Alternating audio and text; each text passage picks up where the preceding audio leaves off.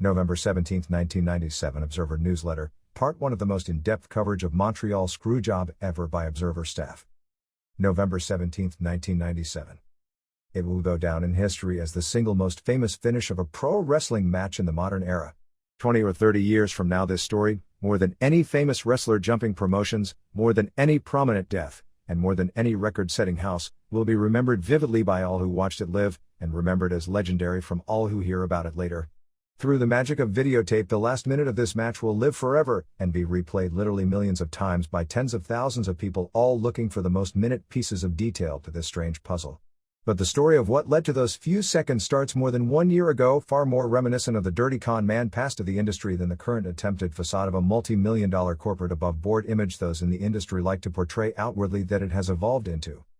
October 20, 1996 Bret Hart was in a hotel room in San Jose, California, hours from making the biggest decision of his life: who would win the biggest bidding war in the history of pro wrestling. He had pretty well leaned towards staying with the World Wrestling Federation despite a much larger offer from World Championship Wrestling, but had changed his mind a few times over the previous 2 weeks, as each side presented new offers. In the waning hours, Eric Bischoff and Kevin Nash were trying to convince him to change his mind and how great life was with an easier schedule. Bischoff was offering big money and a shot at becoming a movie star, a goal Hart had been pursuing while on a semi-retirement from wrestling since dropping the title to Shawn Michaels a few months earlier at WrestleMania. Vince McMahon was offering him, in the now immortal words of Arnold Anderson, not just a spot, but the top spot in the company. The chance to be a major part of deciding the future direction of the company, and almost literally, to be WWF for life. Many close advisors of Hart's tried to tell him going to WCW was the best move for his present, and more importantly, his future after wrestling. But largely out of loyalty, and that obviously wasn't the only factor involved, he declined the offer. McMahon, determined not to lose a very public fight, offered him the famous 20-year contract where he'd, after retirement in about 3 years, become almost a first lieutenant when it came to the booking process. Hart would earn somewhere in the neighborhood of $1.5 million per year as an active wrestler, and a healthy but far lesser figure working the front office for the 17 years after retirement as an active wrestler. As part of McMahon's offer, he also was going to allow Hart to explain live on television his decision-making process should he sign with WCW. Hart flew to Fort Wayne, Indiana, where the WWF was holding its live Raw taping after having already verbally agreed to the deal, signed the contract, and gave the interview saying basically that he would be in the WWF forever, figuring to be positioned as the top babyface and perennial champion until he finished his active career riding off in the sunset in a blaze of glory, like Hogan, Savage, and the rest of the superstars before him didn't. As is the case in wrestling, not all the promised scenarios that everyone believed were going to happen transpire as originally planned, and just over 1 year later, the feelings between McMahon and Hart had taken a 180-degree turn, to the degree nobody would have ever believed. March 10, 1997 Top babyface didn't last long as McMahon asked him to turn heel. At first Hart balked at the idea, but after 3 days, McMahon presented him with 2 lists. One list was his prospective opponents as a babyface: Vader, Mankind, and Steve Austin. The other list was his prospective opponents as a heel: Undertaker, Michaels, and Austin. Hart agreed for drawing money. His opponents as a heel made up a better list, and he and McMahon agreed that he would turn back babyface over the last few months of his contract and end his career on a positive note. He and Steve Austin did the double turn at WrestleMania.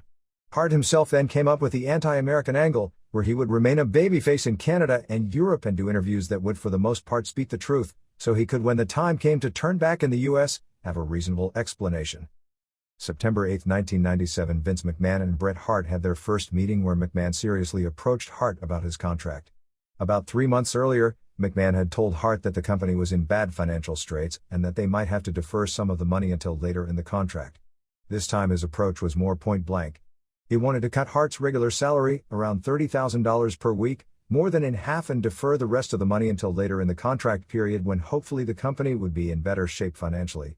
Hart declined the suggestion because he didn't want to risk not getting the money in the future after he was through taking all the bumps. September 20, 1997 About 1 hour before the beginning of the pay-per-view show in Birmingham, England, McMahon approached Davey Boy Smith and asked him to put over Shawn Michaels that night for the European title. Smith was apparently shocked, having been told all along in the build-up of the show that Michaels was going to do a job for him, since Europe was promised to be his territory. The explanation, which made and still makes logical business sense, is that they wanted to build for a bigger show, a second pay-per-view from Smith's former hometown of Manchester, England, where Smith would regain the title, the same scenario the WWF did to draw 60,000 fans in San Antonio, with Michaels in the other role working a program with Psycho Sid. So while it all made sense, it was rather strange he wasn't approached with this idea until just before the start of the show. At around this same time period, McMahon approached Hart about working with Michaels. Hart said that he had a problem with that since Michaels had still never really apologized to him for the Sunny Days comment, and said it would be hard to trust somebody like that in the ring and due to their past, and told McMahon that he would figure that Michaels would have the same concerns, since a few weeks earlier, after first making it clear he would never work with anyone in the Hart Foundation, Michaels had finally agreed to work only with Smith, saying he couldn't trust Bret or Owen. September 22, 1997, on the day of the Raw taping at Madison Square Garden, McMahon told Bret Hart flat out that they were going to intentionally breach his contract because they couldn't afford the deal. He told a shocked Hart that he should go to World Championship Wrestling and make whatever deal he could with that group. "I didn't feel comfortable doing it," Hart said of the suggestion. "I feel like an old prisoner in a prison where I know all the guards and all the inmates and I have the best cell. Why would I want to move to a new prison where I don't know the guards and the inmates and I no longer have the best cell? I felt really bad after all the years of working for the WWF." Hart had an escape clause built into his contract, since he had so much negotiating leverage when making his WWF deal 11 months earlier, in that he could leave the company giving 30 days notice, and that he would have what the contract called reasonable creative control of his character during that lame duck period so that he couldn't be unreasonably buried on the way out. There was a window period for giving that notice and negotiating elsewhere that hadn't begun, so McMahon, showing he was serious, gave Hart written permission to begin negotiating with WCW, and Hart contacted Eric Bischoff. The same day, during a meeting with Hart, Michaels and McMahon, Michaels told both of them point blank that he wouldn't do any jobs for anyone in the territory, word that when it got out made most of the other top wrestlers feel even more warmly than usual toward Michaels.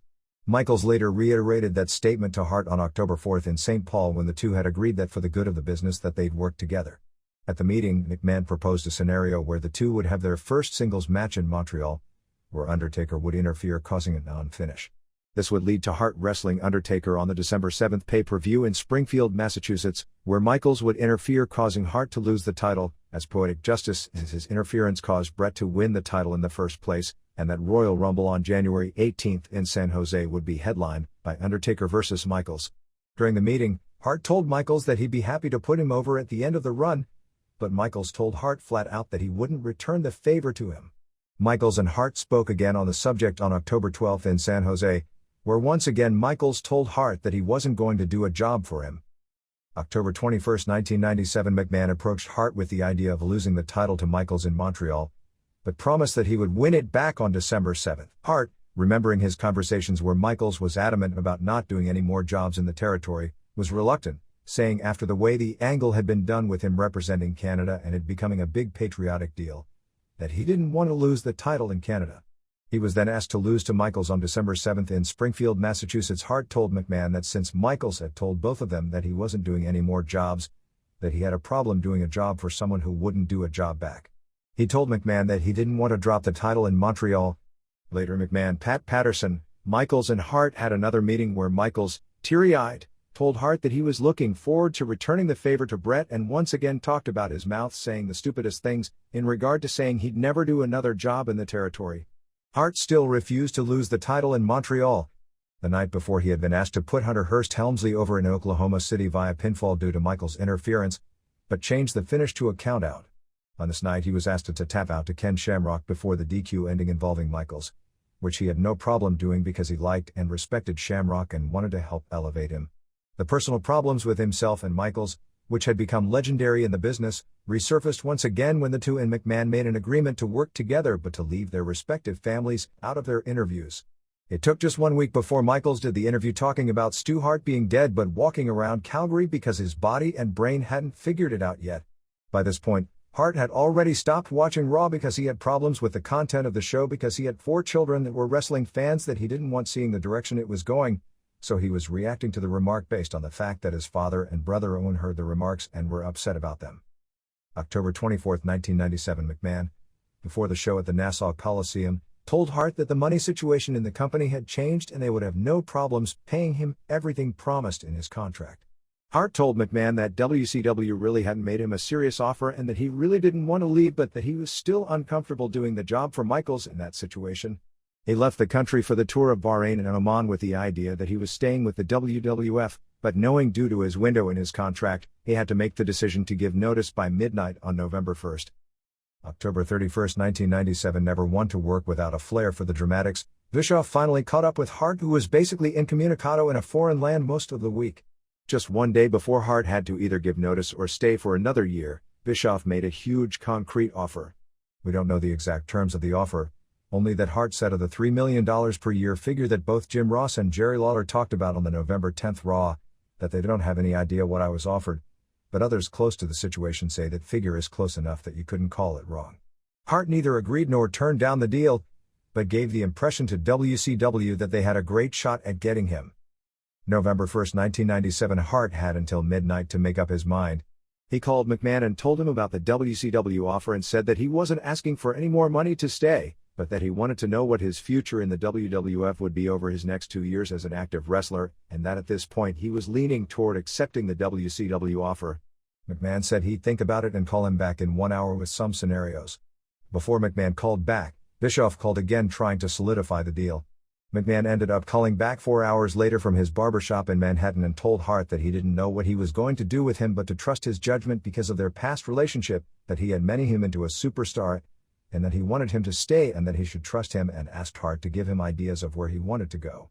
During the conversation, McMahon still brought up the scenario of wanting Hart to drop the title in Montreal, but promised that he would get it back in Springfield. I realized he had given the top heel spot to Shawn, but to turn back babyface, it was too soon, Hart said. Like in the negotiations 1 year earlier, it was going down to the wire, and he had until midnight to make up his mind. When he was talking to McMahon, McMahon told him he could extend his deadline for giving notice. Hart asked for the permission in writing, but McMahon told him that he was going out to a movie that night with his wife and said that he was verbally giving permission to extend it, and to get written permission from the company's chief financial officer.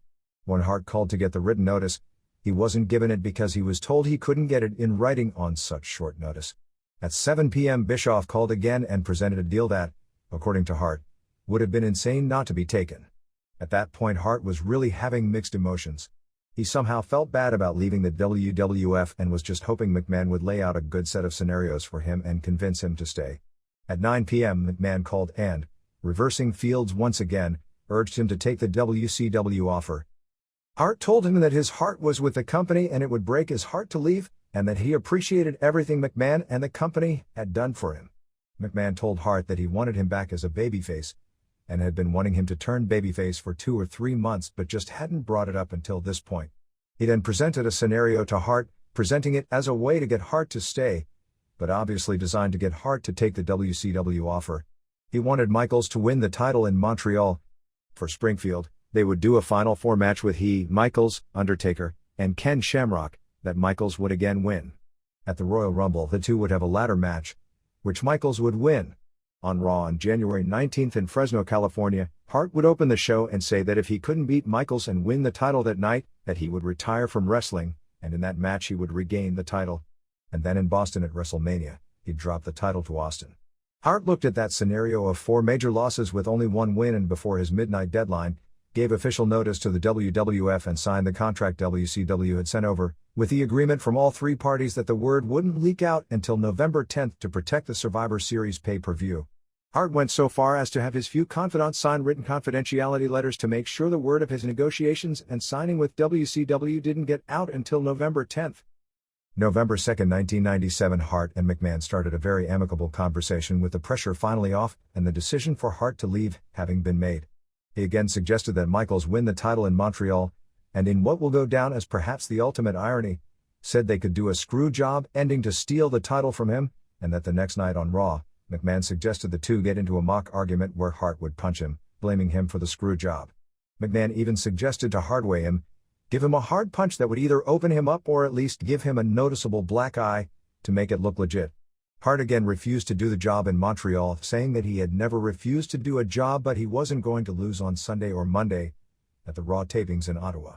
They'd agreed to put Michaels over in Madison Square Garden on November 15, Springfield or anywhere else, and said he'd put over Vader, Shamrock, Mankind, Undertaker or even Steve Lombardi, who earned a title shot at MSG by winning a Battle Royal at the last show, but they dropped that idea almost immediately. But there had been talk of giving Lombardi the match after all. McMahon then made legal threats to Hart if he wouldn't lose in Montreal. Hart talked about the clause in his contract giving him reasonable creative control, but McMahon claimed that refusing to drop the title in Montreal wasn't reasonable. The two argued about the finish in Montreal and the legalities of their respective positions all day Sunday and well into the night before finally agreeing to do a DQ finish in Montreal. Then in Springfield, in the Final Four match, Michaels would win the title. Bret would then go out on Raw on December 8 in Portland, Maine and into a farewell interview as a babyface to WWF fans and put the company and McMahon over as big as possible. He would apologize to the American fans and try to reasonably explain his actions as a way to end his 14-year association with the WWF on the highest note possible, something largely unheard of in pro wrestling, so that all parties and the fans could come out of it and his legacy with the company with a good feeling. Technically there was a problem, in that his WCW contract began on December 1st, so Hart called Bischoff, who when presented the scenario, agreed to allow him to work through December 8th with Titan. Hart asked an associate who monitors news for him if he thought it was possible to keep the secret from the public until November 10. Hart specifically asked about being able to keep it secret from one person until after the show, and the associate laughed and said they would bet $1 million that person already knew. November 4, 1997, McMahon called Hart and said that he had changed his mind. He suggested now that Michaels should lose clean in Montreal, then he'd steal the title with a controversial finish in Springfield and Hart would get to do his farewell speech in Portland. He said he was going to call Michaels and present the scenario to him. By this point, word that Hart had signed with WCW had actually been reported the previous night on the Observer and Torch hotlines, and it was only about 1 hour later before the folks who call those hotlines for much of their news started breaking the latest biggest story in the history of wrestling as their exclusives. In response, WWF Canada released a press statement originally totally denying the story, claiming it was simply propaganda being spread by WCW.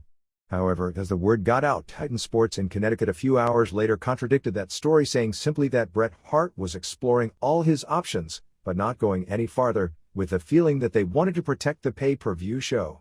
Hart wouldn't publicly talk to anyone. November 5, 1997, the internet had paved the way for stories in the Calgary Sun, the Toronto Sun and one line in the Montreal Gazette in a pay-per-view preview story about Steve Austin, a line which resulted in the paper getting an incredible switchboard-blowing response of phone calls. McMahon called Hart and said that Michaels had agreed to the previous day's scenario, but that now he had changed his mind. He said the news was out everywhere and that Bret had to drop the belt before Monday because he couldn't have Bischoff go on television on November 10 and announce the signing of his world champion while he still had the belt. Hart said that he would get Bischoff to postpone the announcement, but with Bischoff on a hunting trip all week in Wyoming, Hart couldn't get a hold of him. McMahon then asked Hart to drop the title on November 8 at the house show in Detroit. Hart again refused, feeling the way everything had been built up. He wanted the match with Michaels, which in the wake of all the insider publicity was building up a life of its own like no match in the recent history of wrestling, to not come off as anticlimactic, and for that to happen he needed to go into Montreal as the champion. He said that he would drop the title any time after November 12, suggesting he'd do it at the house shows in Youngstown, Ohio on November 13, Pittsburgh on November 14, or in Madison Square Garden if they wanted it that soon rather than waiting for December 7. Jim Ross, on the company's 900 line, acknowledged the statement that Hart was exploring other options, said that nobody knows the real story, and in hyping the big match, tossed in the phrase they'd be pushing in the final days leading up to the match. It will be their first meeting in 18 months, and most likely the final match between the two ever.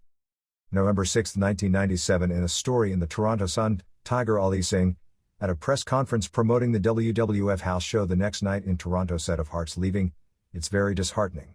He's not only been a mentor, but I've been a great admirer of him since I was a kid. And if he leaves, you're going to see a whole bunch of other people leaving. And I'm not going to mention any names, but WCW has been approaching a lot of people." November 7, 1997, there is no question that the power of online services when it comes to influence of pro wrestling was established this past week. It was generally portrayed that it was a power struggle between Hart and Michaels, that Michaels had won out, and to a lesser extent Hart was leaving over the direction of the product. While there was some truth to all of this, probably the greatest truth of all is it was simply a manipulation by McMahon to get out of a contract that in hindsight he wished he'd never offered. Whether Michaels, who the wrestlers feel has McMahon's ear right now and has convinced him that what turned around WCW is Kevin Nash and Scott Hall, and not Hulk Hogan and Roddy Piper, and that he should and the company should do what they did to get WCW over. There is also feeling among WWF wrestlers that Michaels pushed McMahon in that direction to rid the company of his hated rival who had apparently one-upped him when signing the new deal that made him so much higher paid. Maybe it was simply economic because the company is in financial straits. Hart did have a lot of problems over the direction of the company, and his own decision was partially made based on that, but it's clear, in hindsight, that McMahon had a strong hand in manipulating Hart's decision to get out of the contract. In the vast majority opinion online from people who really had no clue as to what was really going on, Titan, McMahon and Michaels were coming off as major heels. The WWF's own online site, said to be the domain of young kids with no clue about wrestling, was besieged with the reports about Hart leaving, and the so-called marks were reacting very negatively toward Titan to the point Titan pulled all its folders by the early afternoon, which caused another outcry of censorship of opinions from wrestling fans. Finally, McMahon responded publicly online with a letter of his own, stating, "Over the past few days I have read certain comments on the internet concerning Bret Hart and his alleged reasons for wanting to pursue other avenues than the World Wrestling Federation to earn his livelihood. While I respect the opinions of others, as owner of the World Wrestling Federation I felt that it was time to set the record straight. As it has been reported recently online, part of Bret Hart's decision to pursue other options is allegedly due to his concern with the direction of the World Wrestling Federation, whereby each and every individual is entitled to his or her opinion. I take great offense when the issue of the direction of the World Wrestling Federation is raised. In this age of sports entertainment, the World Wrestling Federation refuses to insult its audience in terms of babyfaces and heels. In 1997, how many people do you truly know who are strictly good guys or bad guys? World Wrestling Federation programming reflects more of a reality-based product in which life, as well as World Wrestling Federation superstars, are portrayed as they truly are in shades of gray, not black or white. From what I am reading, it has been reported that Bret may be concerned about the morality issues in the World Wrestling Federation. Questionable language. Questionable gestures. Questionable sexuality. Questionable racial issues. Questionable. All of the issues mentioned above are issues that every human being must deal with every day of their lives. Also, with that in mind, please be aware that Bret Hart had been cautioned on numerous occasions to alter his language by not using expletives or God's name in vain. He was also told on numerous occasions not to use certain hand gestures some might find offensive. My point is, regardless of what some are reporting, Bret's decision to pursue other career options is not genuinely a Shawn Michaels direction issue, as they would like you to believe. In the personification of Degeneration X, Shawn Michaels' character is expected to be living on the edge, which, I might add, Mr. Michaels portrays extremely well. The issue here is that the direction of the World Wrestling Federation is not determined by Shawn Michaels or again Bret Hart for that matter. It is determined by you, the fans of the World Wrestling Federation. You demand a more sophisticated approach. You demand to be intellectually challenged. You demand a product with attitude, and as owner of this company it is my responsibility to give you exactly what you want. Personally, I regret the animosity that has built up between Shawn Michaels and Bret Hart, but in the end, it is the World Wrestling Federation that is solely responsible for the content of this product, not Bret Hart, not Shawn Michaels, not Vince McMahon, for that matter. May the best man win at the Survivor Series. That only made the situation worse in regard to how fans were viewing McMahon and the company even worse. You demand to be intellectually challenged. By doing racial angles, the fans chose that direction. They asked to see Michaels pull his pants down and jump up and down on television. Hart was booked for his first public appearance before the house show that night at the Sky Dome in Toronto. It was on a half-hour TSN, the sports network, the Canadian version of ESPN, talk show called Off the Record. Host Michael Landsberg opened the show saying the show had received more than 1,000 calls to ask Hart if he was leaving for WCW. Despite the word being out everywhere by this point, Hart would only go so far as to say that he had given his 30-day notice to the WWF, that he's reviewing offers from both groups and is strongly leaning going one way. I'd like to really come more clean on it than I can, than I have, but I have to do this thing by the book kind of thing. Hart categorized the split as not being a money issue but said that he and the WWF had reached kind of a crisis, where we've reached professional differences as to what direction that the wrestling shows are taking. I'm not saying I'm always right, but I feel that some of the content of the shows goes against my belief in what wrestling should be and can be. Later in the show he criticized Michaels, and then stated that wrestling is often scoffed at as a form of entertainment sometimes, or it used to be. I believe it came way up, and I was very proud in the direction, which has a lot to do with where I am right now today. Wrestling was cleaned up, and it became something families could watch. He talked about inner workings of the business, having to trust the guy you are working with because you give them your body, and said the real animosities and hatred that exists have to be set aside. He said that everything he has said about Shawn Michaels is about the Shawn Michaels character, but said that Michaels has said things that have hit a raw nerve with him to the point it's unprofessional. The show aired the footage of the Shawn Michaels interview where he blamed the Hart Foundation for trashing the Nod dressing room and insinuating that Hart was a racist. Hart said that he doesn't blame Michaels for that. That's obviously a promotional direction, and that's a poor concept. I think that racial tension is something to be very, very careful with. When you start messing around with racial things that I don't like. Hart said that he stopped watching Raw about 5 weeks earlier because he didn't like the direction, and agreed when the host brought up Michaels calling him the Grand Wizard, a KKK reference, not a reference to a famous wrestling manager of the 70s, and then brought up what Michaels said about his father that he didn't see. You know, I don't mind if someone pokes fun at my dad. Jerry Lawler's made a living the last 2 or 3 years saying comments about my mom and dad, but he's always fairly humorous about it. Actually, I used to get offended at some of the things he used to say about my mother, until I realized that my mother thought they were humorous, and then it was kind of okay with me. He then spoke at length about Brian Pillman. By this point, in certain circles and particularly within the industry, interest in the match on Sunday due to all the uncertainty, some of which was known and most of which actually wasn't, had reached a level not seen in years. For all of Hart and McMahon's wanting to keep the story quiet, word getting out was the greatest thing for the buy rate. There were 14,374 fans paying $296,674 at Sky Dome that night for the show. To credit the huge house to the interest in Canada since Hart leaving had been reported in the local newspapers would be incorrect, as WWF officials a week before the event had figured on a crowd of 15,000. Obviously some fans knew, and there were chants of "you sold out" directed at Hart.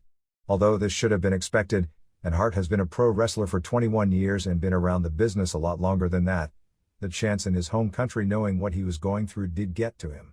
The main event was a 6-man tag with Undertaker and Mankind and Austin versus Brett and Smith and Neidhart, subbing for Brother Owen, who was supposed to start back, but still wasn't ready to return after a severe concussion from a few weeks earlier. Brett was asked to do the job for the Stone Cold Stunner, debated the question for a while, then refused, figuring he was the only Canadian in the main event in the US versus Canada type match with the big nationalistic angle, and Austin ended up using the Stunner on Neidhart instead.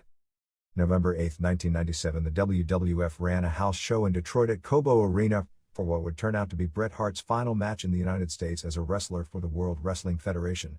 Tensions were really high and the prospects of a double cross were looming by this time in many of the more paranoid types. By really, this was 1997, and this was the World Wrestling Federation. That stuff from the 20s when the real bad guy low-lifes were running the business. The days of making Lou Thesz world champion because you needed someone who could handle himself in the case of a double cross had been over for more than 3 decades. That day, Hart went to the one member of the front office he knew he could trust, Earl Hebner. While there are what you call a lot of good acquaintances in the business, Hart and Hebner were genuine close friends for years. Hart said he'd use his influence to get Hebner to referee the match because he wanted someone in the ring that he could trust. Hebner said he understood the situation, and told Hart, "I swear on my kids' lives that I'd quit my job before double-crossing you." On a personal basis, a little more than 24 hours later, remembrance of that conversation crushed him more than anything. At about the same time, the WWF Brain Trust was in Montreal one day early. Vince McMahon held a meeting at the hotel with Jim Ross, Jim Cornette, Pat Patterson, and Michaels. Reports are that at least 2 of the aforementioned names looked extremely uncomfortable leaving the meeting. Ross, on the WWF 900 line, filed a report saying due to the tension between Hart and Michaels that there would be armed security backstage and the two would dress as far apart from each other as possible. That was a total work since Michaels and Hart actually dressed together and were on professional terms the next afternoon. He also said that McMahon was not going to announce the show, and instead would be handling any last-minute problems backstage. Ross also hinted that it could be Hart's final match in the World Wrestling Federation, something Hart at that point wasn't aware of. November 9, 1997. The Prelude imagined going into the most anticipated match on the inside of pro wrestling in years and on the day of the show, not having any semblance of a finish. McMahon and Hart met that afternoon and McMahon said something to the effect of, "What do you want to do? You've got me by the balls." Hart said that he just wants to leave the building with his head up. Hart said to McMahon, "Let me hand you the belt on Raw," the next night in Ottawa. "Everyone knows I'm leaving. I'd like to tell the truth on Raw Monday." At this point the truth wouldn't include talking about finances, contract breaches, arguments about finishes or anything that would make McMahon or the company look bad publicly. McMahon said he agreed, that it was the right thing to do and the two shook hands on it. Hart and Michaels were dressing together putting together a match. Both were professional with one another and talking about putting on the best match possible in Hart's last hurrah, agreeing to a DQ finish in about 17 minutes after a lengthy brawl before the bell wouldn't even sound to start the match. As they were putting their spots together, Patterson came in. He had a suggestion for a high spot in the match as a false finish. There would be a referee bump. Michaels would put Hart in his own sharpshooter. Hart would reverse the hold. Hebner would still be down at this point and not see Michaels tap out. Hart would release the hold to revive Hebner. Michaels would hit him when he turned around with the sweet chin music. A second ref, Mike Ciaita, would haul ass to the ring and begin the count. A few paces behind, Owen Hart and Smith, and possibly Neidhart as well, would run down to the ring. Ciaita would count 1-2, and whomever got to the ring first, likely Owen, would drag Ciaita out of the ring. While they think they've saved the day on the pin on Brett, suddenly Hebner would recover 1-2, and Brett would kick out. That would set the pace for about 5 more minutes of near falls before it would end up in a disqualification ending. Before the show started, both Vader, with his Japanese experience, and Smith, told Hart to watch himself. He was warned not to lay down and not to allow himself to be put in a compromising position. He was told to kick out at 1, not 2, and not to allow himself into any submission holds. Hart recognized the possibility of the situation, but his thoughts regarding a double cross were more along with lines of always protecting himself in case Michaels tried to hit him with a sucker punch when he left himself open. The idea that being put in a submission or one of the near falls while working spots would be dangerous for him would be something to worry about normally. But he put it out of his mind because he had Hebner in the ring as the referee. The match, people on the inside were watching this as close as on the outside. Would Brett do the job? Would Shawn do the job? Would Brett give Shawn a real beating before putting him over? The Molson Center was packed with more than 20,000 rabid fans, who up to that point had seen a largely lackluster undercard. While the fear going in about the word getting out of Hart leaving hurting the pay-per-view most likely turned out to be just the opposite, the sellout was not indicative of that either, as it was well known by the advance that the show was going to sell out 1 or 2 days early. It appeared that about 10 to 20% of the crowd knew Hart was leaving, and there were negative signs regarding his decision, and negative signs toward the promotion for picking Michaels above him or the direction that seemingly forced him to leave. Some things were also strange, and not just the absence of McMahon from the broadcast. Hart, the champion in the main event, wasn't scheduled for an interview building up the match. When his name was announced early in the show, there were many boos from fans who knew he signed with the opposition. Once he got in the ring for the introductions, Michaels wiped his butt, blew his nose and then picked his nose with the Canadian flag. He then put the flag on the ground and began humping it. Hart was immediately established as the babyface. The two began the match as a brawl all around ringside and into the stands. The crowd was so rabid that it appeared there was genuine danger they'd attack Michaels. At one point they were brawling near the entrance, knocking down refs as planned, knocking down Patterson as planned, and as planned, Hart and McMahon had an argument almost teasing the idea of a spot later in the match where Hart would deck McMahon. But it was also clear that everything going on was 100% professional, and the only curiosity left at that point was how good the match was going to be. It appeared to be very good. And how would they get out of the match? With something nobody will ever forget. But one thing was strange. Why were so many agents circling the ring, and why was McMahon right there, and acting so intense? About 8 minutes before the show was supposed to end, Bruce Pritchard, in the gorilla position, kind of the on-deck circle for the wrestlers, was screaming in his headset that we need more security at the ring. Why? They had already done the brawl in the crowd. The finish was going to be a DQ and it was still several minutes away. The double cross, Hart climbed the top rope for a double sledge on Michaels. Michaels pulled Hebner in the way and Hart crashed on him, just as planned. Michaels for a split second, looked at McMahon and put Hart in the sharpshooter, just as planned. The next split seconds were the story. Ciaita, listening to his headpiece for his cue to run in, heard the backstage director scream to Hebner that it was time to get up. Hebner, listening himself, immediately got up. Ciaita started screaming that he wasn't supposed to get up. Owen Hart and Smith, readying their run in, were equally perplexed seeing him get up. Pritchard was freaking out backstage saying that wasn't supposed to happen. Brett, still not realizing anything was wrong, laid in the hold for only a few seconds to build up some heat before doing the reversal. Michaels cinched down hard on the hold, glanced at Hebner and then looked away, which more than one wrestler in the promotion upon viewing the tape saw as the proof he was in on it, but then fed Brett his leg for the reversal. Hebner quickly looked at the timekeeper and screamed, "Ring the bell." At the same moment, McMahon, sitting next to the timekeeper, elbowed him hard and screamed, "Ring the fucking bell." The bell rang at about the same moment Brett grabbed the leg for the reversal and Michaels fell down on his face on the mat. Michaels' music played immediately and was immediately announced as the winner and new champion. Hebner sprinted out of the ring on the other side, into the dressing room, through the dressing room, and into an awaiting car in the parking lot that already had the motor running and was going to take him to the hotel, where he'd be rushed out of town with his ticket home, instead of staying to work the 2 Raw tapings. Michaels and Hart both leapt to their feet looking equally mad, cursing in McMahon's direction and glaring at him. Hart spit right in McMahon's face. The cameras immediately pulled away from Hart and to Michaels. Vince screamed at Michaels to pick the fucking belt up and get the fuck out of there. Michaels, still looking mad, was ordered to the back by Jerry Briscoe, who told him to hold the belt up high and get to the back. The show abruptly went off the air about 4 minutes early. The aftermath, the officials left the ring immediately. McMahon went into his private office in the building with Patterson and a few others, and locked the door behind him.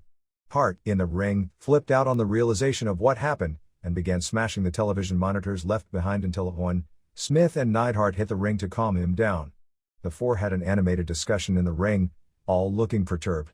Finally Hart thanked the fans, who for the most part left with the air let out of their sails, gave the I love you sign to the fans, and finger-painted WCW to all 4 corners of the ring, which got a surprisingly big pop, and went back to the dressing room. He first confronted Michaels, who swore that he had nothing to do with it. Michaels, obviously afraid Hart would punch him out right there, told Hart that he gets heat for everything that happens, but this time it wasn't his fault, and he was as mad as Hart about the finish. He said he didn't want to win the belt that way, was disgusted by what happened, and to prove it, would refuse to bring the belt out or say anything bad about Hart on Raw the next night. Hart said that Michaels could prove whether he was in on it or not by his actions on television the next night. The entire dressing room was furious at McMahon by this point. The feeling was that if Hart, having worked for the company for 14 years and not missing shots due to injuries the entire time, and having made McMahon millions of dollars throughout the years, could get double-crossed this bad, then how could any of them trust anything he would say or do? People were saying that how could anyone trust anyone ever again, and that it was an unsafe working environment.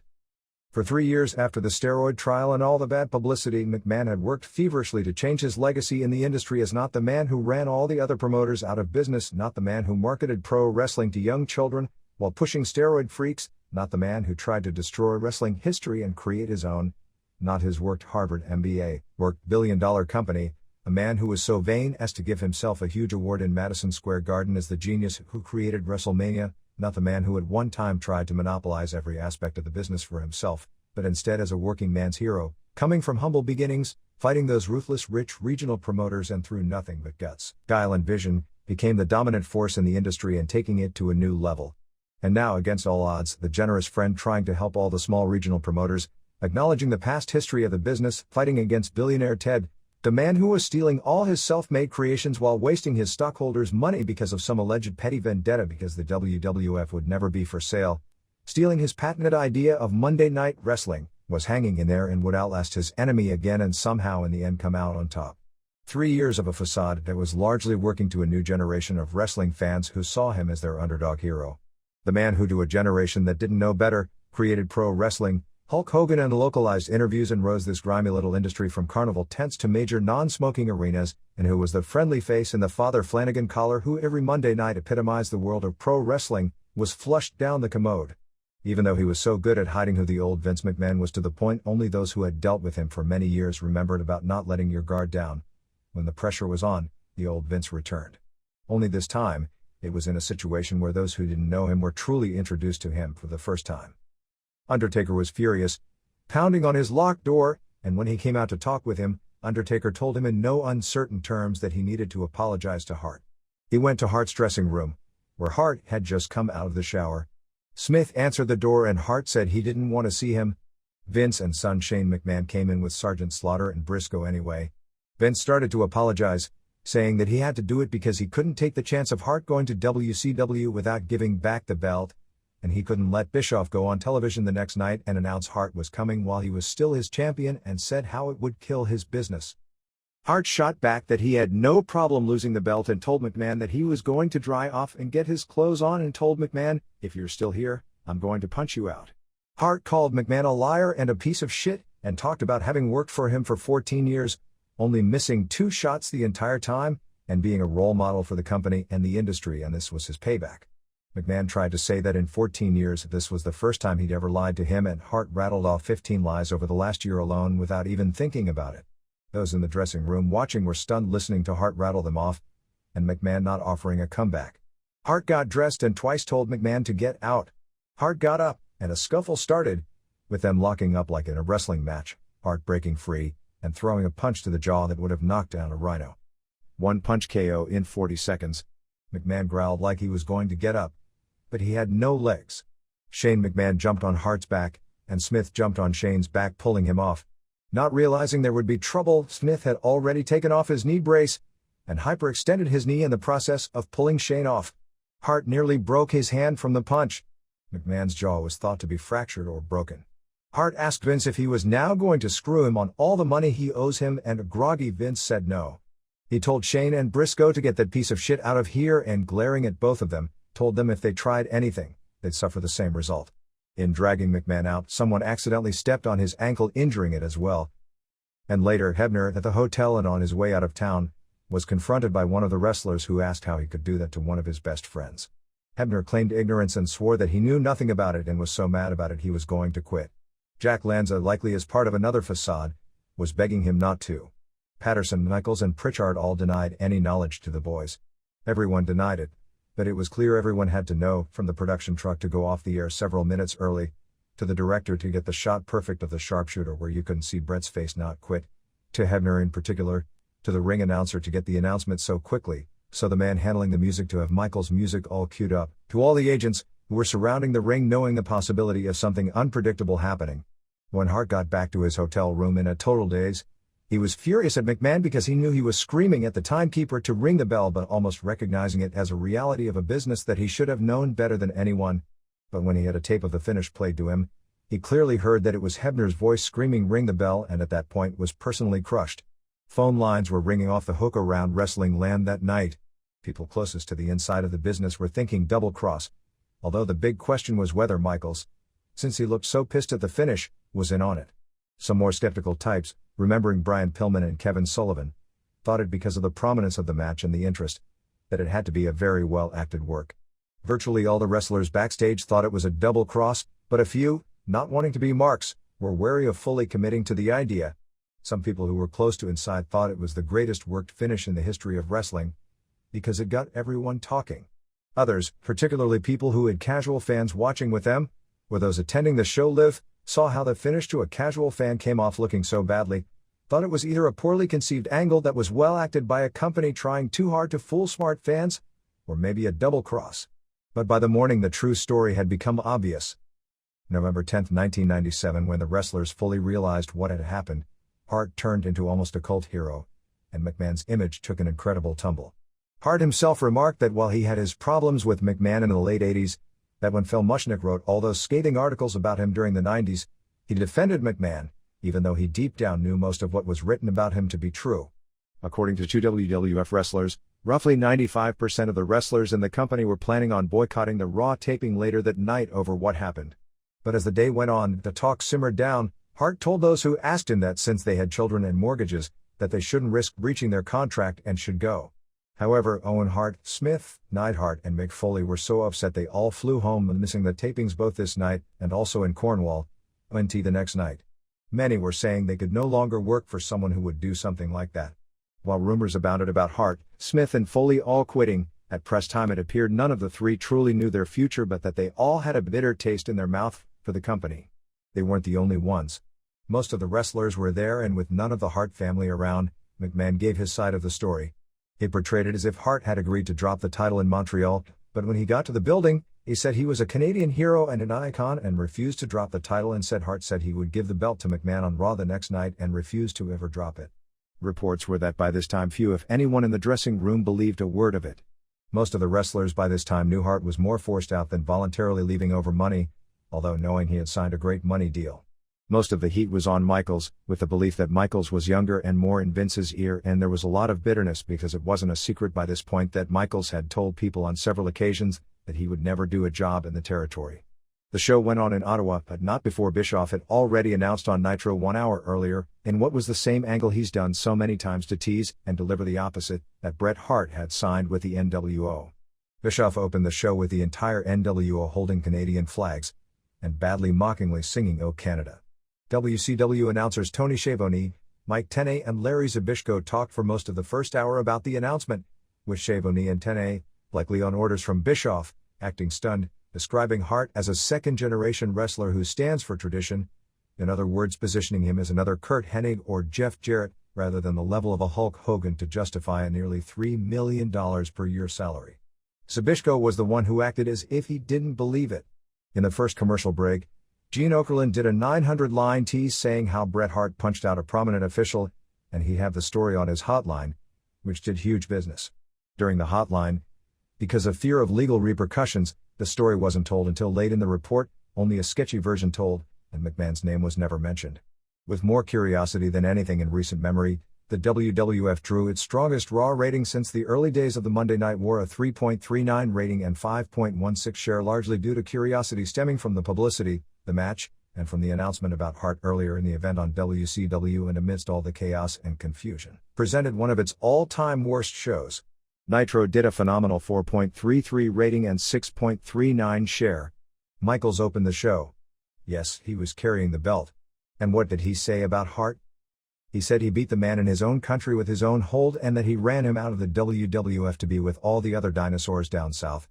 And said that the few down there who weren't dinosaurs are his good friends, and someday they'd kick his ass too. Those who were on the fence on the Michaels issue waiting for his interview to prove himself were given their final answer. McMahon never showed his face on camera. The fight with Hart was never acknowledged in the commentary, although Michaels couldn't resist in his interview saying how Hart beat up a 52-year-old man after the show. In the commentary, nobody tried to bury Hart, but Ross, who had never used this figure before, on both Sunday and Monday used the phrase 21-year veteran, perhaps as subtle acknowledgement of Hart's age, and Lawler did bring up the $3 million per year figure, as a way to encourage the mindless use sold-out chants. It was acknowledged that it was Hart's final match in the WWF, although the reasons for it being the case were never even hinted at. The replay was pushed harder than ever, and why not? Since it was the most bizarre finish in modern wrestling history, complete with a commercial clearly showing Hart spitting in McMahon's face and destroying the monitors, which took place after the show itself had gone off the air. The show dragged on in the efforts to push the new stars, Mero as a heel, Goldust back as a heel, Interrogator, Blackjack Bradshaw and Road Dogg and Billy Gunn, all came off lame. You could almost hear the crowd groan when it was Rocky Maivia positioned as the next challenger for Steve Austin's IC title. With all the special effects, the Kane gimmick still came across as a sure winner. And Ken Shamrock was thrust into the spotlight as Michaels' first challenger on December 7th after all. However, there was another screw-up. Shamrock's main event with Helmsley was supposed to end with Michaels interfering and then Shamrock pinning him and the ref counting to 3, perhaps to take heat off Michaels' rep for not doing jobs, and perhaps as a way to convince Shamrock to return the favor for such an unpopular wrestler on pay-per-view. However, the show went off the air with Shamrock down, apparently being pinned after Michaels nailed him with the briefcase. However, he kicked out just as the show went off the air. The crowd in Ottawa, largely pro-Hart, finally figured out about 15 minutes before the show was going off the air that none of the Hart Foundation was there and that the Bret Hart situation was no angle. The Shamrock-Helmsley main event heat was non-existent, drowned out by vehement chants of "We want Bret." Ross went on his hotline and did nothing but praise Hart for all his work, even to the point of saying that he himself, being right there, never heard a submission but that the referee claimed that he heard it. November 11, 1997, the Calgary Sun ran an article about the double cross, reporting that Hart's leaving for WCW was actually requested by the WWF due to the WWF claiming financial hardships. And where does it go from here? It's hard to make sense out of all that happened. While Hart's contract with the WWF was much higher than anyone else's, to dismiss him as being paid above market value is missing a potential valuable point. What is the Canadian wrestling market worth? Far more than $1.5 million per year. At the Calgary Stampede pay-per-view show alone, the market was worth about $400,000 on pay-per-view and another $200,000 in Live Gate. Granted, those are Canadian money, and he was being paid in American money, but you get the drift. While WWF had lost its foothold in the United States to WCW, it owned Canada. WCW, with TBS getting moved from premium cable to basic cable nationwide, and with TSN picking up Nitro every week, was for the first time getting strong television exposure in the country.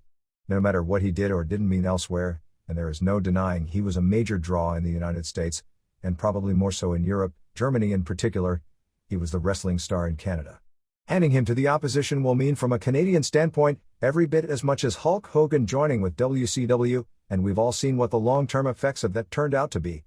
It's hard to ascertain fan reaction. Fans are more loyal these days to brand names than ever before, more than to wrestlers themselves. When in a similar situation, only he didn't get into the ring and was fired before not doing the job, Ric Flair came out of a situation with Jim Herd in 1991 recognized by most fans as the real world champion, the WCW belt became largely meaningless. Flair went to WWF and did big business in what were never called unification matches, but many thought of them as such against Hulk Hogan.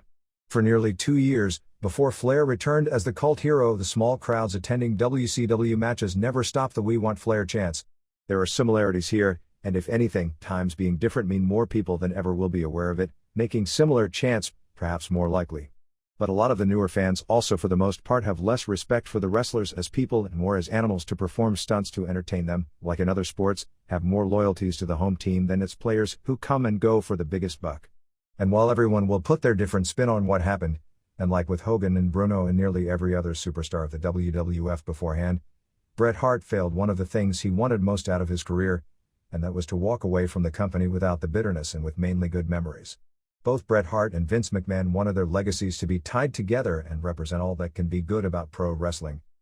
But the fact it is, no matter how great the match with Smith at Wembley Stadium or at the In Your House in Hershey were, or the WrestleMania match and SummerSlam matches with Owen were, or the SummerSlam match with Hennig, or the Survivor Series match with Michaels, or any of the rest, his legacy, and Vince McMahon's legacy will forever be tied together in wrestling history.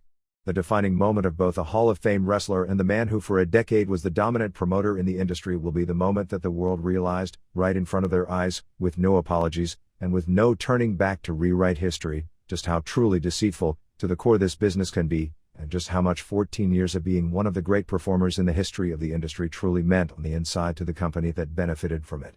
Only the future can determine whether this was a defining moment in the balance of business when it comes to pro wrestling. Did McMahon really hand over the keys to Canada to WCW? Will fans really hate McMahon 4 weeks later when Michaels headlines a pay-per-view show with a 4-star match? Will Hart be a huge success keeping WCW at its current level, or even taking them to an even higher level by having main events on pay-per-view shows that can live up to the quality of the preliminary matches? Or are his best years really behind him and McMahon will have the last laugh at how much Bischoff paid for him? How long will Hart remain a cult hero to the wrestlers for doing what none of them had the guts to do and all at one time wanted to do? Will McMahon file criminal charges for assault? And will, someday, and stranger things have happened, although in this case it would be hard today to believe it as possible, will the two get back together in a few years for a final triumphant run? Epilogue. One of the first major moves when Vince McMahon Jr. took over the World Wrestling Federation from his father was on December 26, 1983, when the Iron Sheik captured the WWF title from Bob Backlund. The title switch was basically a prelude for Hulk Hogan winning the title a few weeks later. The finish of the match saw Sheik have Backlund in a camel clutch, and Arnold Skolland, a former part owner of the company who worked as Backlund's manager, threw in the towel signifying submission. Backlund remained with the company for the next 8 months, largely buried in the middle of the card despite being the face of the company for 6 years. After all the big gates he'd headlined, just a few months later in August, McMahon, who was starting on the road to changing the entire face of wrestling and Backlund represented the old, asked him to dye his hair and turn heel. He refused and was fired. Backlund spent the next several years claiming that he didn't know the finish of the match and was double-crossed on it when Skolland threw in the towel. Everyone in wrestling heard the story but really very few took it seriously, figuring Backlund was just clinging onto a worked story to protect his image, claiming he never really submitted and was robbed of the title.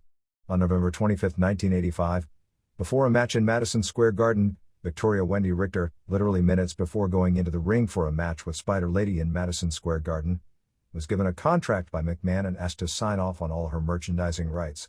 She actually didn't refuse to sign the contract, but said she wanted to read it before signing it because she was literally on her way to the ring.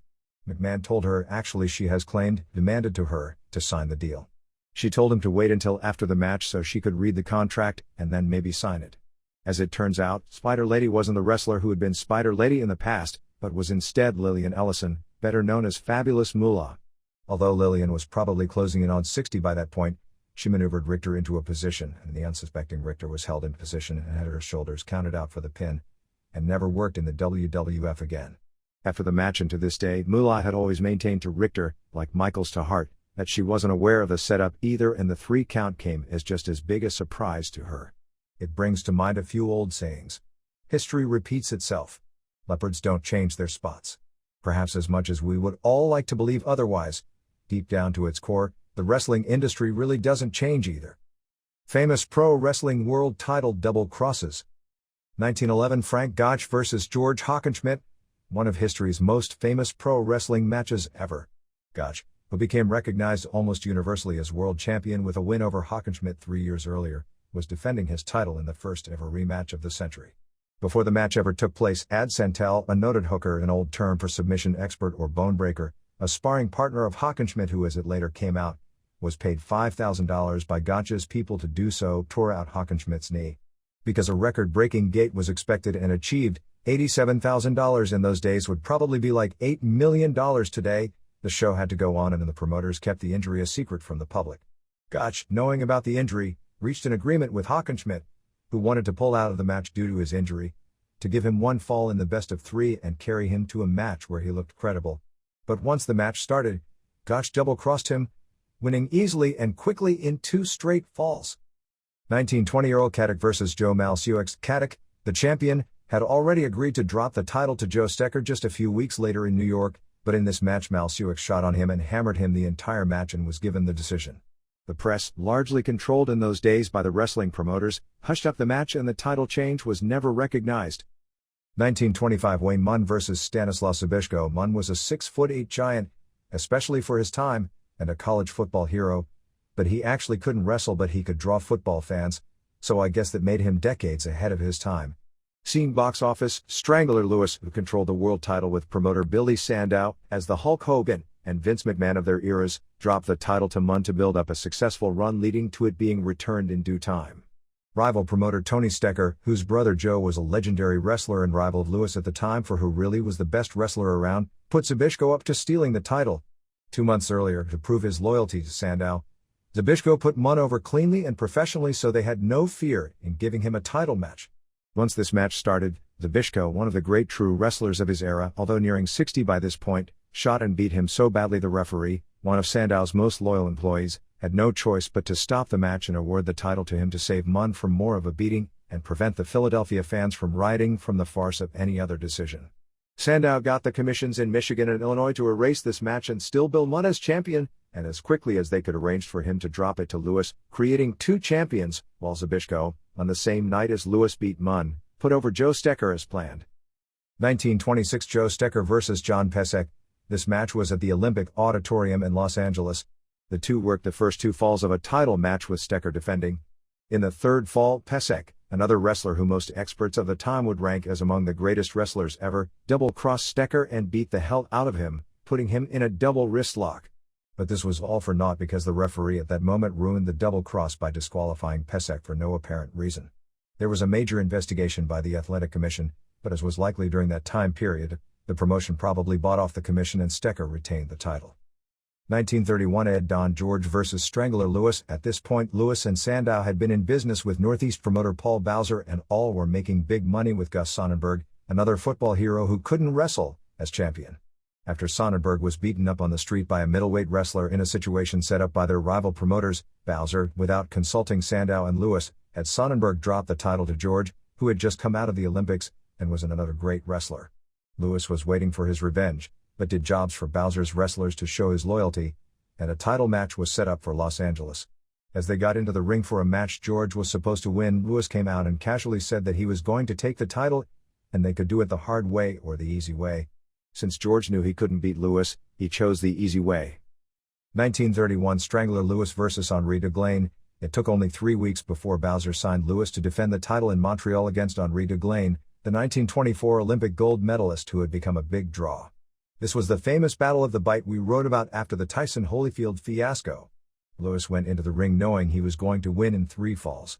After the 2nd fall, in those days wrestlers returned to the dressing room between falls so they could have intermissions and sell concessions. Deglaine bit himself in the arm near the armpit until he drew blood. He kept the arm covered, went out for the fall, immediately started screaming like Holyfield did. Lewis backed off having no idea what was happening. The refs saw the blood and teeth marks and disqualified Lewis, awarding the title to Deglaine. Lewis was so furious about the double cross that he went backstage to do to Bowser what Hart did to McMahon. However, Bowser was a little more ready, having 6 bodyguards all armed with baseball bats covering him, and Lewis, trying to play it cool, said he was quitting anyway and left for Europe. 1933 Jim Londos vs. Joe Savoldi. In the history of American wrestling, Londos ranks with Hulk Hogan and Andre the Giant as the biggest drawing card ever. However, he had made enemies at this time with the promoters in New York, who had their own world champion in Jim Browning. The New York promoters set up the double cross in Chicago by buying off both Savoldi and referee Bob Manigoff, whose son was a champion wrestler of the next generation. Savoldi put on a submission and as planned, Londos made the ropes, but Savoldi then put real pressure on. The ref pretended he didn't see Londos touch the ropes, called for the submission, and awarded Savoldi the title. Savoldi then brought the title to New York and lost a unification match to Browning, giving the New York promoters a champion with even more credibility. The irony of all this is that over the next year, the crowds in New York started falling and they begged Londos to come back, and gave him the world title from Browning to get him back to save their business. The moral of this story is obvious. 1936 Dano O'Mahony vs. Dick Shicott. O'Mahony, an Irish star who wasn't much of a wrestler, had turned into a monster draw in Boston for Paul Bowser, drawing several stadium crowds of around 30,000, and also drew well in New York for Jack Curley, and throughout the Northeast. In a match in Madison Square Garden, Shicott, considered one of the legitimately toughest men in the business at the time, was put up by rival promoters Jack Pfeffer and Al Haft, who were with Curley, to shoot on O'Mahony, and he destroyed him. The ref had no idea what to do about it. Shicott won the title, but then his promoters had him drop it just a few weeks later. Bowser in Boston continued to bill O'Mahony as champion until he lost it a year later in Montreal to Yvonne Robert. Many point to this match as the match, because it was a shoot that exposed wrestling and killed the business in New York. That it wasn't until the advent of Argentina Rocca some 15 years later that wrestling became lucrative at the Garden. 1950 Don Eagle vs. Gorgeous George. Eagle was recognized primarily in Boston as world champion, and was defending his version of the title outside the territory in Chicago. This was in many ways the most similar to Hart Michaels, as ref Earl Mollahan double-crossed Eagle and counted him down when Eagle kicked out, then bailed out of the ring as quickly as he could with an enraged Eagle chasing him down the aisle. We've also heard disputes on this one, saying that was actually planned as a controversial finish, but the general feeling from those viewing the tape is that it was remarkably similar to Hart Michaels. 1979 Antonio Inoki vs. Bob Backlund. The previous week in Japan, Backlund dropped the WWF title to Inoki with the agreement that he'd win it back in their rematch and return to the US. With no title change ever being acknowledged in the US, the match is completely worked, and as planned, in the finish Tiger Jeet Singh interferes, causing Inoki to lose the title back. Inoki gives the title back to Backlund. However, in the double cross after the match, WWF President Hisashi Shinma ruled the match a no contest and said that Inoki was still the champion. This was a setup by Inoki and Shinma primarily because New Japan was scheduled to do a television taping about 7 weeks later in Madison Square Garden on a WWF show, and they wanted, for their own TV purposes and ratings, for Inoki to main event the Garden, where he'd drop the title to Backlund. Vince McMahon Sr. was already building up Bobby Duncombe as the big man of the month to work with Backlund.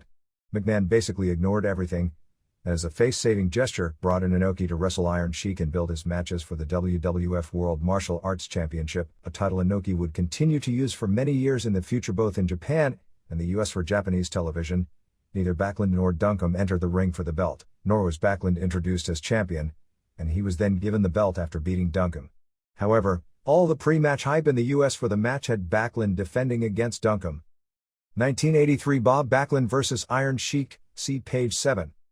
1985 Wendy Richter vs. Spider Lady, see page 7. 1991 Nobuhiko Takada vs. Trevor Berbick. While technically not a world title match, this was one of two mixed matches on a UFI show in Sumo Hall.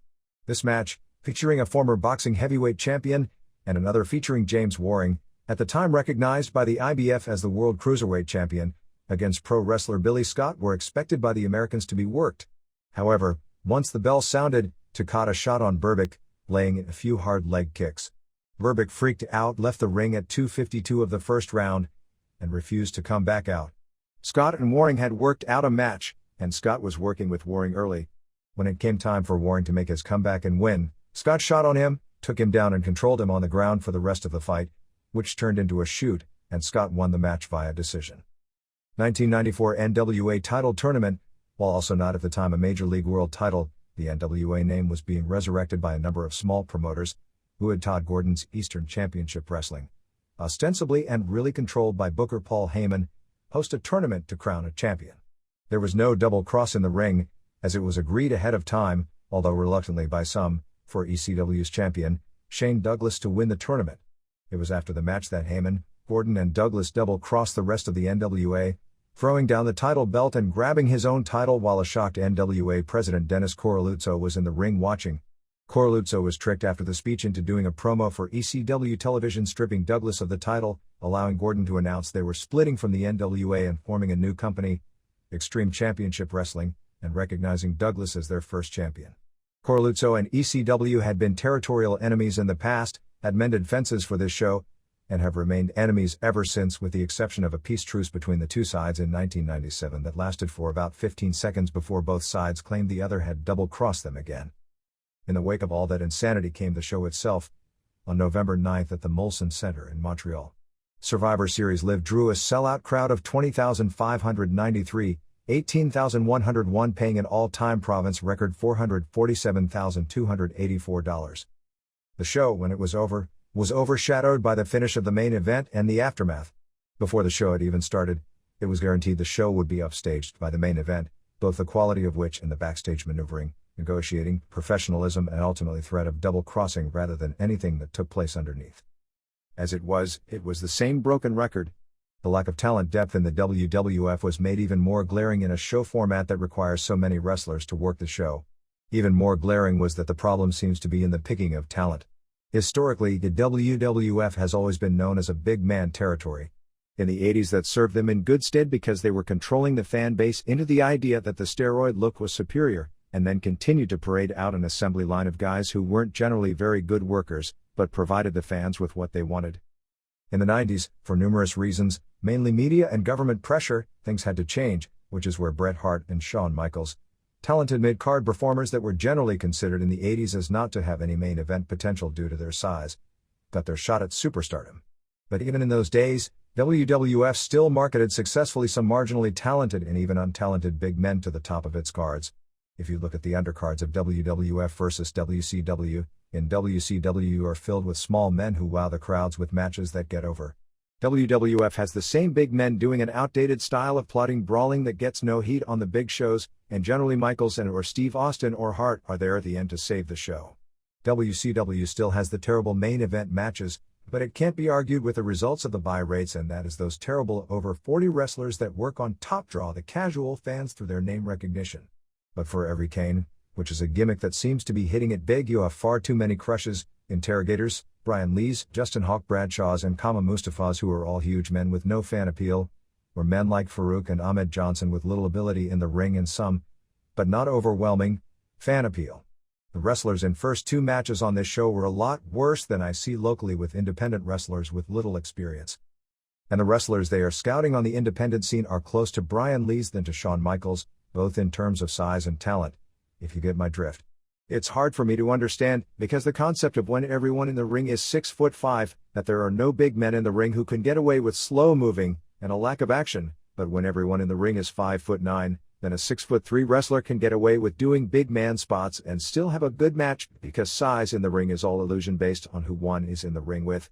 Yet we saw two horrible matches with a bunch of 6'5" guys and no smaller, faster guys, because with the exception of Taka Michinoku, the promotion has lagged to the point they are way behind the 8-ball, so to speak. The political situation isn't entirely the company's fault based on who they have to deal with in WCW trying to corner the market, in making deals to shore up their depth, by adding the new dimension, but the weaknesses have never been more glaring than the first few matches on this show. 1. Billy Gunn, Money Sop, and Jesse Jams, Brian James, and the Godwins, Mark Canterbury and Dennis Knight, won an elimination match over Headbangers, Charles Warrington and Glenn Ruth, and Blackjacks, John Hawk and Barry Windham, in 15:27. Bradshaw pinned Henry Godwin in 3:58 with an abdominal stretch dropped into a lateral guillotine.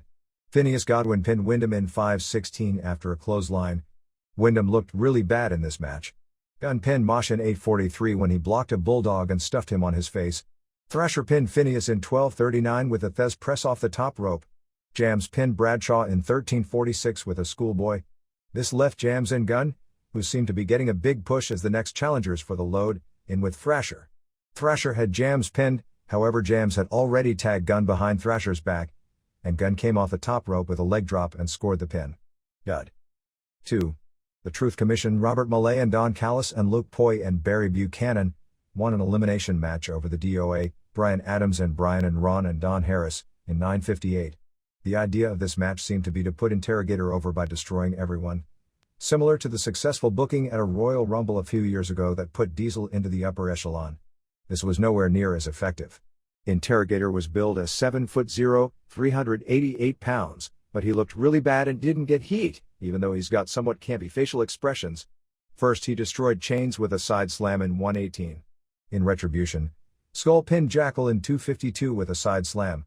Jackal was the only normal-sized wrestler in the Sea of Giants, but he was in too briefly to get any kind of gauge as to his ability. Jackal talked on the mic doing color after being eliminated. 8-ball, or what is Skull? Pinned Recon with a clothesline in 520. Sniper pinned Skull in 630 after a poorly executed bulldog after Interrogator gave Skull a love tap designed to be a killer blow. Interrogator pinned 8-ball in 851 with a side slam. Crush pinned Sniper in 947 with a tilt-a-whirl slam, and 11 seconds later, Interrogator dropped Crush with a side slam to win the match. A worst match of the year candidate. Minnesota and 1/2 star. 3. Team Canada, Doug Furnace and Phil Lafon and Davey Boy Smith and Jim Neidhart beat Team USA Leon White and Dustin Runnels and Mark Marrow and Steve Blackman in 1747. Goldust had FU painted on his face, but it actually stands for Forever Unchained and not the more obvious reference. The storyline portrayed Blackman as a fan and a martial artist, and his wrestling experience in Calgary was never mentioned on the broadcast. There was a big pop when Bulldog suplexed Vader. Blackman got no heat for what he did because people didn't see him as a star, but he worked pretty well doing the martial arts gimmick. At 547, Blackman was counted out fighting Team Canada, doing the gimmick that his inexperience in pro wrestling rules led to his downfall. Vader pinned Neidhart in 732 with a splash. Vader then pinned Lafon in 907 with a splash off the middle rope. The crowd was dead at this point in the match. Lafon looked bad. Marrow, who has negative charisma in his new character, tried a Marrow Sue on Furnace, but ended up landing on his shoulder, and it appeared Furnace was injured, although he worked the rest of the match. Furnace pinned Marrow after reversing a sunset flip and holding the trunks for the pin in 11:59. Vader suplexed Furnace on his neck, but Furnace came back with an overhead belly-to-belly suplex on Vader and also hit a Frankensteiner. Vader, who had to totally carry the match for his team since Goldust was injured, was really huffing and puffing by this point, but did a good job. Goldust, working the match with a hand broken in 3 places, and he obviously couldn't work, and they built a storyline around it. He would never tag in, and finally Vader slapped him, tagging him in. Before locking up, Goldust simply walked to the back to get counted out at 17 minutes, with the storyline being that not only did he walk out on his marriage, but also on his country. This left Vader with both Furnace and Smith. Vader pinned Furnace in 1735 after a Vader bomb. While this was going on, Smith grabbed the ring bell and locked Vader with it and pinned him to win the match in 1747. Even though Team Canada beat Team USA in front of 20,000 fans in Montreal, the pop wasn't what you'd think. 2.5 stars. 4. Kane Glenn Jacobs pinned Mankind, Michael Foley, in 929. They turned the house lights off for this match, so Kane's gimmick is that he's wrestling in the dark, trying to get across the idea it is in the bowels of hell. Mankind did an excellent job of carrying him by taking big bumps on the steps. Kane worked as a monster most of the way until the finish when he took one big bump. Mankind then pile drove him, and put the claw on Paul Bearer. Kane got up and threw Mankind off the apron, taking the Nestia plunge through a table. This table breaking was great the first time they did it on pay-per-view, but it's becoming a monthly thing now. Mankind came back using a double-arm DDT on the floor and did the hip-shattering elbow drop off the apron. He went to the top rope, but Kane got up and slammed him off the top rope onto the floor. Mankind got up and crawled into the ring, and was given the tombstone piledriver for the pin. 3 stars. 5. Ken Shamrock and Ahmed Johnson, Tony Norris and Legion of Doom, Joe Laurinaitis and Michael Hegstrand, beat the Nation of Domination, Ron Simmons and Charles Wright and AC Connor and Dwayne Johnson, in 2034. The purpose of this match was to get Shamrock over as one of the top echelon guys, and it seemed that goal was accomplished. Shamrock and Load got huge pops coming out. I can't figure out exactly why it is, but it's undeniable that there is something about Maivia that makes an excellent heel. He and Shamrock both did a great job in this match, which started out kind of weak, but ended up being fairly good. Maivia pinned Hawk in 2:15 after a urinage suplex, after Kama had kicked Hawk. It is really something to see Hawk be positioned as such a fall guy after the 80s when he was this invincible Superman. Johnson pinned Farouk in 4:39 after the Pearl River plunge. Farouk stayed at ringside, and ended up tripping Johnson and holding his feet from outside while Maivia pinned him in 6:19. Johnson and Farouk brawled to the back, but the brawl looked bad because Johnson didn't appear to be trying very hard to actually catch him, and when he did, they seemed to more like waltz to the back than brawl. The crowd died with Animal vs. Kama. Animal ended up dropkicking Kama into Rocky, who was standing on the apron, and Animal got the pin on Kama in 10:53. This left Shamrock and Animal vs. Maivia and Brown. Brown is the steadiest worker in the nod but has no credibility with the fans. They were doing a pretty good job, aside from the spot where Brown missed a moonsault by about 4 feet on Shamrock. Gunn and Jams came out, with Jams wearing the load-spiked shoulder pads that they stole on Raw. Animal jumped out to fight with both of them, and Gunn threw powder in Animal's eyes, leading to the countout in 15:22. This left Shamrock against both. Shamrock pinned Brown with the belly-to-belly in 17:11. Teasing the finish of the Team Canada vs. Team USA match, Maivia immediately hit Shamrock from behind with a chair, but Shamrock kicked out of the pin. He delivered an incredible-looking groin shot for a near fall and a float-over DDT for another near fall. Shamrock blocked a second float-over DDT and turned it into a Northern Lights suplex, then hit a Frankensteiner and got the tap out with the ankle lock. During the commentary, Jim Ross on several occasions was really trying to position Shamrock up to the next level, even hinting that he could be the top star in the promotion at some point. 2 3/4 stars. 6. Steve Williams, won the IC title from Owen Hart in 4:04. This match was short without a lot of bump taking since Austin's neck is injured to the point he really shouldn't be working, and this was Hart's first match back after the concussion, and he really wasn't ready to work either. For television, Hart was positioned as the total heel, and even in Montreal, Austin's persona is so strong that the fans seemed like they wanted to cheer him. Still, Hart, carrying the Canadian flag to the ring with Team Canada in his corner, got the vast majority of cheers even while working heel style. Neidhart tried to jump Austin but got a stunner for his trouble, giving Hart the early advantage. Fans were chanting "break his neck" to Owen. They teased a piledriver spot, but of course Austin backdropped his way out of it. Hart smashed Austin's knee on the post a few times, but Austin came back using his leg strength to post Hart. Hart began choking Austin with a mic cord but told the ref to DQ him, but the ref didn't. Hart then rang the bell himself to signal a DQ, but of course that wasn't the case either. Out of nowhere, Austin hit the stunner for the pin. After the match, Austin gave stunners to both Furnace and LaFon as well. 1 star. 7. Shawn Michaels, Michael Hickenbottom won the WWF title from Bret Hart in 12:11. As far as people worrying what would go on in the ring between the two, there was nothing but total cooperation. Michaels wiped his butt, blew his nose and picked his nose with the Canadian flag. The two ended up brawling both in the stands and around ringside for 7:22 before the match ever started. They brawled into the stands and Michaels had so much heat it appeared fans were wanting to attack him themselves. The flag stuff literally had fans wanting to jump the rails after him. The heat Michaels has is incredible. It's like what we're all told Buddy Rogers had in his day. At one point Michaels punched Pat Patterson. At another point Hart and Vince McMahon, who watched the match from close range rather than broadcast the show, had words as they were brawling in the aisle. Michaels knocked down ref Tim White. Michaels took a header over a barricade near the dressing room door. Hart punched ref Jack Doan. And the match started. They had a very good match, and it probably would have been an excellent match had they gotten to work all the way to their own planned finish. Michaels dropped Hart's face on the steps, then broke the Canadian flag and attacked him with the flagpole to the throat.